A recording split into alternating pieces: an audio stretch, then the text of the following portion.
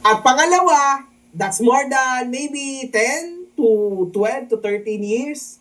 Wala na, sunog na yon, Norman. Kung meron man dyan na nakawala sa internet, hindi ko nakasalanan yon. Kasi hindi ako ang nag-upload yan. Ayan na, Norman. Pasensya na, ayoko na masirain ang iyong araw, ang iyong mood. Kaso lang, paring Norman, ganyan ang mundo ng cyber libel ngayon. Dapat lehitimo talaga at talagang meron kang ibubuga. Kaso, ang problema, ang dami ng galit sa kanila ngayon.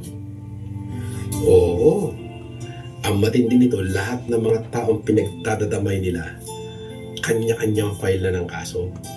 Iyon ang malapit to. Oo. Halata naman mga kahombre ko na si Norman Mangusinho tinatry na manakot. Norman, inuulit ko lang sa iyo, hindi uubra lahat ng pananakot mo. At ito pa nga nakakatawa dyan mga kahombre ko. Lahat ho ng pananakot niya actually para sa kanya. Bumabalik ho yung lahat ng mga pinagsasasabi niya sa kanya. So, wala na tayong magagawa doon mga kahombre ko. Ganyan talaga. Norman, good luck. Hanggang doon na lang yan, no? At dito mga kahombre ko, nasabi niya na Before ako nakulong, hanggang sa paglabas ko, nung makalabas na ako, before ako makulong, tauhan ko sila eh. Mga malalapit sa akin. Alam nila yung capacity ko, marami akong pera. Sobra, galante, generous. So talagang loyal dog sila. Loyal dog. Hanggang sa na nakakulong ako, tao ko pa rin sila. Nung makalaya ako, at medyo, syempre, dahil may HDO ako, hindi naman ako makalabas. Ngayon, I started to smell fishy na hindi ko naamoy noon nung tauhan ko sila nung nasa laya pa ako before pandemic and after pandemic. Norman, marami akong alam dyan. Ito yan mga kahombre ko. Ang mga sinasabi niyang mga tao, unang-una ay si Casper. Pangalawa, si Yama. Alam naman nating lahat ang history. Kung hindi dahil kay Yama mga kahombre ko, hindi masisira si Francis Leo Marcos or si Norman Mangusin sa social media. Totoo yan. This is all Yama's fault. Alam niyo yan. Kasi kung di lumabas, yung mga audio recording na yan, malamang buhay na buhay pa rin ang image at karakter ni FLM sa social media, mga kahombre ko. Yan ang totoo. Yan, totoo yun. Actually, yung mga lumabas po na audio recording, actually, inano naman to ni Yama eh. Parang dinenay naman niya na siya yung naglabas eh. Actually, hindi nga importante kung sino naglabas, kung sino nag-record. Yung nilalaman eh, yung mensahe talaga, ang malaki po, ang kumbaga parang ano sa atin.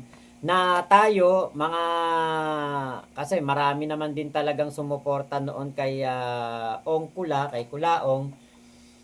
Yung mga sumuporta noon kay Kulaong, nung inilabas po yung mga audio recording na yan, katulad nung minumura ni Kulaong yung nanay niya, katulad nung pinagbabantaan niya si Pastor Jam, yun yung mga ilan sa mga audio recording na nakapagpagising sa isip ng mga pro-Kulaong noon na hindi man sila sumama nung umalis ang 14 vloggers, pero nung lumabas yun, kahit papaano, may mga nagchat-chat, ay Mac, nakita mo na ba to? Napanood mo na ba to? Nadinig mo na ba tong audio recording na ito ni FLM for Filipinos? Syempre, sabi ko, opo, alam mo Mac, napagtanto ko na talagang hindi siya dapat suportahan kasi minumura pala niya nanay niya. Alis na ako ng suporta doon, pero wag ka na lang maingay Mac ha, na aalis na ako kay FLM. Mga ganun. May mga ganong senaryo, mga ilang tao po, ilang mga nag-chat sa akin na nung nakita nila yon, napanood nila, umalis sila ng suporta kay Kulaong. Yung kay Casper ngayon, kasi kung may na-smell something fishy siya, kasi nag-i-English pa si Kulaong no? Smell fishy, I smell something fishy dapat, di ba? ang ano niya, I smell fishy. Eh, yung sa halip na seryoso sana yung kanya mensahe na meron siyang nahahalata, meron siyang napapansin na parang may mga babaliktad na sa kanya, may aalis na sa kanya ng suporta, may magta-traitor sa kanya.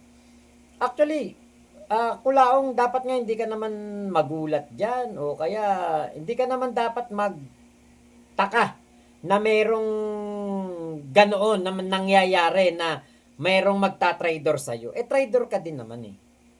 'Di ba?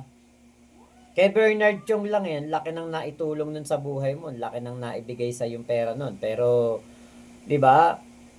Nung hindi ka na nakahuthot, wala ka nang nahinging pera, kinakatuwa mo yung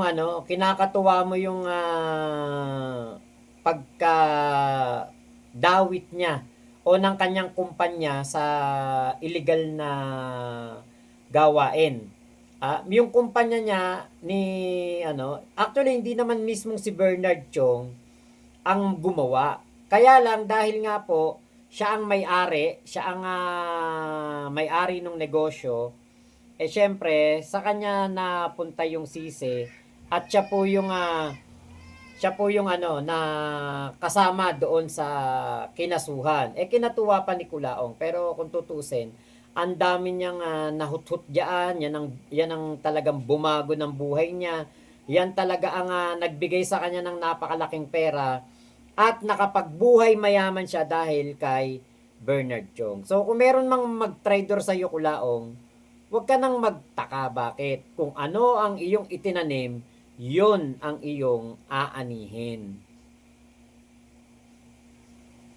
Diba? Ngunit, talagang may touch of God si Yama at talagang winasak niya ho si Norman Mangusid, mga kahombre ko, o si FLM. Durog na durog, mga kahombre ko. Kaya alam mo yon Norman, sa totoo lang, kung meron kang dapat kasuhan dito, si Yama yon. Kasi siya talaga ang bumasa sa buong buhay mo. Wala. Everybody else, alam mo, ginawa lang namin? Wala lang. Pinitik ka lang namin. Tas yun na, yung crack-crack mo na katawan, bumagsak na. Wala ni. Yama did this to you. Kami, literal na, ginanon ka lang namin, bumagsak ka na. So, salamat, Yama, ha? Shout out mo kay Yama, mga kahombre. Galing mo, Yama. Hey! Wala akong pakialam sa mga hindot na tao. At dito, mga kahombre ko, mukhang may naamoy na masangsang si Norman. Nung nakalaya ako, at medyo, syempre, dahil may HDO ako, hindi naman ako makalabas. Ngayon, Yung sinasabi niyang HDO, Hold Departure Order. Alam ko yan. Kaya nga yung dati tinanong ko nga yung abogado niya, sabi ko, attorney, sabi po ni FLM, pagkapiyansa niya daw po, dediretso siya dito sa Malaysia. At parang sabi niya yata, sasama niya pa si Yama. Dediretso siya ng Malaysia. At actually, ang talagang plano niya is magtago na sa Malaysia at hindi na umuwi ng Pilipinas. Ngayon, tinanong ko dun sa abogado niya yung babae. Tapos sabi nung abogado niya, ay, malabo yun, hindi pwede yun, Mac. Sabi ko, bakit po? Kasi kapag nagpiyansa siya, kasama sa isusuko, o parang condition ng korte, isuko mo pati yung iyong pasaporte. Kaya, hindi totoo yung may HDO, bukod sa hindi lang yung HDO bukod sa may HDO, meron pong pangyayari na yung kanyang pasaporte ay isusuko niya doon sa korte. At nabawi niya lamang ito noong nakapagpiyansa siya. I started to smell fishy. At siya ho yun, mga kahombre ko, huwag kayong mag-alala. At dito, mga kahombre ko, makikita ho natin na ako'y nag-status. Aba, mga kahombre ko, tinamaan ho si Norman. Pakinggan natin ang sagot ni Norman. Si Makakokey daw, may post naman, finish ka na daw. Ganon? Ha? Finish daw ako? Shh. Kaya mo siya. Eh, totoo naman finish na, di ba? Finish na talaga si Kulaong. Ano na to parang alam niyo yung walking time bomb, parang ganun. Parang naglalakad na to nakalansay kasi yung parang merong kasabihan yan, walking dead man ba? Pero hindi niya lang alam. Yun na siya Kasi talagang wasak naman na si Kulaong. Okay, Ate Laila Roden, hello po. Ayun, Ate Glenn Magramo. Wow. Kuya Relly Asistio, hello po. Ay, Ate The Modern Parent, salamat po sa gift mo kay Piola. Maraming salamat po. Oy, Ate Hercel Lumibaw, hello po. Shoutout sa'yo, shoutout. Salamat Ate The Modern Parents, Paris Francie sa regalo niya kay Piola. Meron daw papadaan na lang kay Kuya Henry. Malayo kasi Kuya Henry, Cavite sayang kung lang magkikita, pwedeng pumunta si Kuya Henry sa birthday Ano oras niyo tong live ko na to? Paano finish? Paano finish? Ano finish niya? Sino yung pinagmamalaki niya? Di ba? Ayoko lang magsalita. Isko. Finish pala. Sabihin mo sa kanya, pinisin niya ang mukha niyang pangit. Ito yung isang talent ni Kulaong Yung hilahod na pero feeling malakas pa din. Yan ang isang talagang napakatinding talent ni Kulaong. Yung panggap na mataas, panggap na kayang-kaya ang laban, pero hilahod na 'to 'Di ba? Ay, Kuya Relia Asistio, salamat po. Kuya Edison Soro. Ayan, Ravenclaw Magus. Ayan, hello po. Salamat. Ate Ayumi, walking pangit. Ay, gising na si Ate Michelle. Ayun, si Ate Michelle, Ang pinaka nagmamahal talaga sa Tropa Pips Spam, si Ate Michelle. At nagmamahal talaga sa kanyang kuya bunsuan na si Kuya Henry. Ayan. Alam mo ba, Mac, nakasabay kita noon sa jeep. Nahiya naman ako, passing ka kasama mo, asawa mo noon. Ba't hindi mo ako pinansin? Anak ka ng teteng naman, Ate Hercel Lumibaw. Ano ba, ang tagal na nating magkakilala dito sa Sokmed, hindi ka pa rin hindi mo pa rin ako, hoy Mac, ako si Hercel Lumibaw. Ano ba naman yan?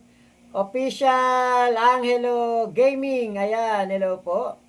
Ayan, Che Mendez, hayop na Kulaong, ang lakas ng loob, tumawag ng pangit. Hindi siguro ito humaharap sa salamin. Okay, Ron Jerome Maglinaw. Ayun, watching from Poland. Ayun, hello po. Play pa natin to. Pinisin niya kami mukha niya. Hay nako, mga kahombre ko. Kailan kaya matatapos ang yugtong ito?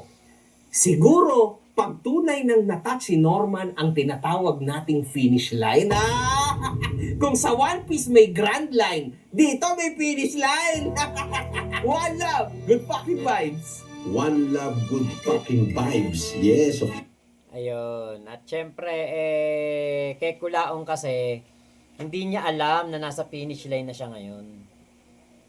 Yun ang hindi niya alam. Nasa finish line na siya ngayon Actually, alam nyo, kung ako si Kulaong, sa mga nalalaman ko, sa mga may nagbibigay ng tip sa atin, kung ano ang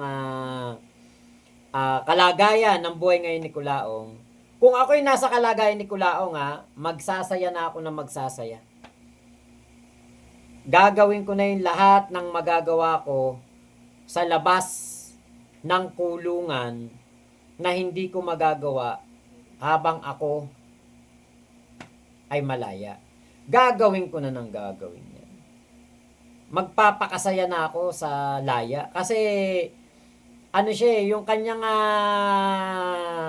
oras, doon sa glass, alam niyo yung glass hour, yung parang buhangin. Konting-konti na lang talaga ang ni Kulaong dyan ang panahon niya. Ilang butil na lang ng buhangin ang nandyan sa kanyang oras sa laya. At eto yung masaklap. Yung pagkakakulong niya, kasi eto, nakita naman natin yan kay Kulaong. Pagkalaya niya, ang tingin niya dyan, achievement, di ba? So, mangyayari dito kay Kulaong, pagka nakulong siya,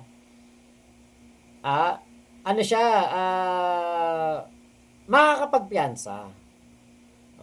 Yung totoo doon, talagang may piyansa naman lahat pa ng mga kaso na natatanggap ngayon ni Kulaong. May piyansa pa. So, kapag yung naipasok na siya, meron pa rin siyang karapatang magpiyansa. Ito problema. Pagpasok niya, minimum 100,000 kailangan niya dito sa mga matatanggap niyang warrant of arrest. Minimum 100,000, 200,000. Kung meron siyang pera, laya siya kagad. Ang masakla, pag dumating yung 300,000 na bail. Pag dumating yung 300,000 na bail, baka kung may pera siya, malay natin, di ba? Talagang may pera, baka may tumulong, baka may magbigay na OFW, may magbigay na mga bobotangang supporter nito, makakapagpiyansa pa din. Kasi nga po, talagang bailable Yun nga ang dito, problema. Bailable talaga yung kaso niya. Ngayon, baka nga makapagpiyansa siya. After ng 300K. Kaya lang ang masama, paglaya niya ulit, on the spot na lumaya siya, meron ng court, yung court clearance na, nakapagpiyansa na to, 300K. May paparating na mas malaki ang bail. At ang mangyayari, parang palaki ng palaki yung bail. Kaya ba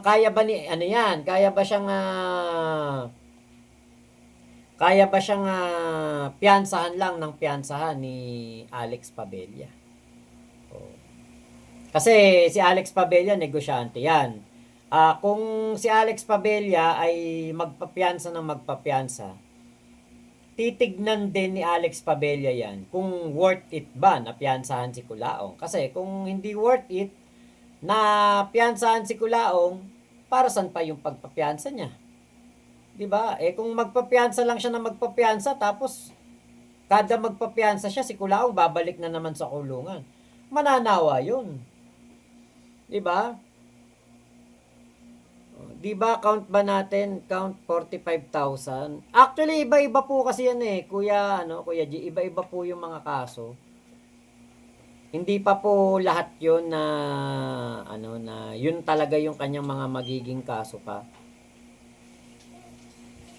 Okay, Ate Laila Roden, finish ka na Kulaong bilang pagpapanggap na Marcos. Bukod sa pangit ka, sinungaling, mayabang, at mabaho. Tinodo mo na ate Nena Molina, mayaman ba talaga yan? Hindi po. Che Mendez Makmak, halatang halata, nakabado na. Tama. Okay, Official Angelo Gaming, may One Piece reference pa, Boss MG Oo. Sa Grand Line. Ate May Noble, tama naman po si Kulaong, nangangamoy talaga siya. Marcos po ba talaga yan? Sabi ni Ate Nena Molina. Marcos po. Oo. Marcos po siya. After 10 car accident and 1 plane crash. Yun. Doon po siya magmumukha Marcos. Okay, Ate Glenn Magramo, magdiwang na sana siya. Ayun nga. Yun ang dapat niyang gawin. Magdiwang siya at gawin niya lahat ng hindi niya na magagawa sa loob ng kulungan. Ate Kyle Juni, wala na rin Casper na dadalaw pag nakulong na siya. Baka mamaya pag nakulong siya, kahit si Aba hindi na magpakita sa kanya. Kay Kuya G, ayan, check PM. Sige, Kuya Henry. Jerdan Rinon, Mac, positive ba na tuluyan ng bumitaw si Casper? Hindi pa 100% eh. At Elijah Roden, Mac, hindi matching ang shirt at cap mo today pero okay pa rin. Kahit anong isuot mo, bagay na bagay sa'yo, ading ko. Ay, salamat po. Namigay kasi kami ng ano tawag dito, ng ano ni Piola, yung imbitasyon. Namigay po kami kanina. Ba't ganun? Uga-uga.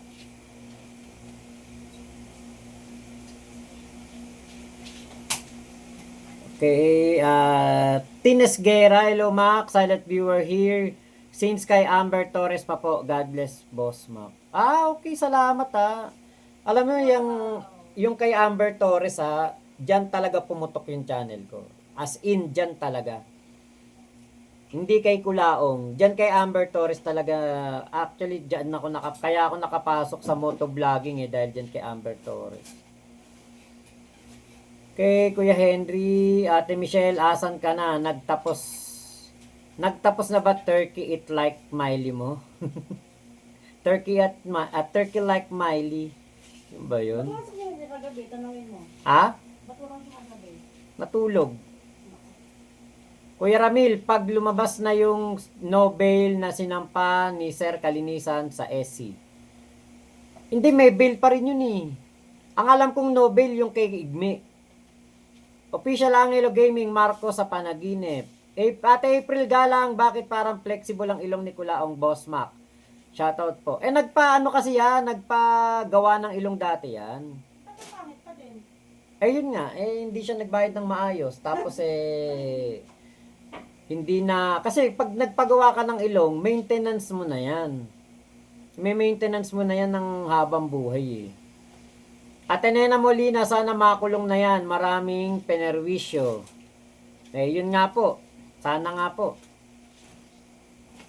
Ate Virgie, mayaman si Norman sa pera ng mga OFW. Yun nga po. Nahiya nga ako sa iyo, Mac. Malaki na ang baby mo. Hindi mo ako pinansin. Hindi mo ako kinausap Ate Hersel Ate Hershel, baka yung bang asawa yung dala ni Makmak Kagi, ano ka ba? Kailan ba ako nag-vlog Nung nag-vlog ako tayo na. Saan ba? Kailan daw? Nakita daw niya tayo sa jeep nga. Nung Hindi naman ako dati vlogger Ate Pinay Volleyball, ayan, sana okay lang si Tita Marbs dahil may binembang si Tito Norms. Naku po. Kay Ate April Galang, nagmo-motor ka pa ba, Boss Mac? Opo, nagpapaganda pa rin ako ng motor. Okay, nasaan si Casper? Hindi ko po alam. Ate Michelle, pauwi na kami pero may pa-drive around pang nalalaman tong asawa ko. Lakas pa naman, kulog at kidlat. Okay. Parang walang buto. Oo nga, walang buto. Ay, lalaki ka pala. Sorry April Galang, lalaki pala to lang ya. Kasi babae April. Para palang April boy. Dapat April boy, para lalaki talaga. Nag-request pala sa SC yung Nobel pala. Ayun, yun. Kuya G, patay siya kay Bro Igme. Yun nga. Okay. Ingat po kayo, Ate Michelle. Ayan.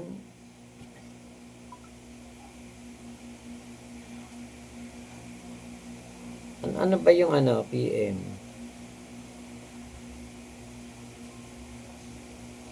Okay, salamat salamat po. The Modern Parents at kay Big Mama. Thank you po sa mga pag-gift nyo kay Piola. Ayan, ako maraming salamat po talaga. Musta na ang ano yun? Ano yung Kuya Ramil? Ano yun? Hindi ko alam yan Ano yung herbs? Ayumi, asan na ang future prinsesa ng Cordillera? Sino yun, Ate Ayumi? Hindi ako updated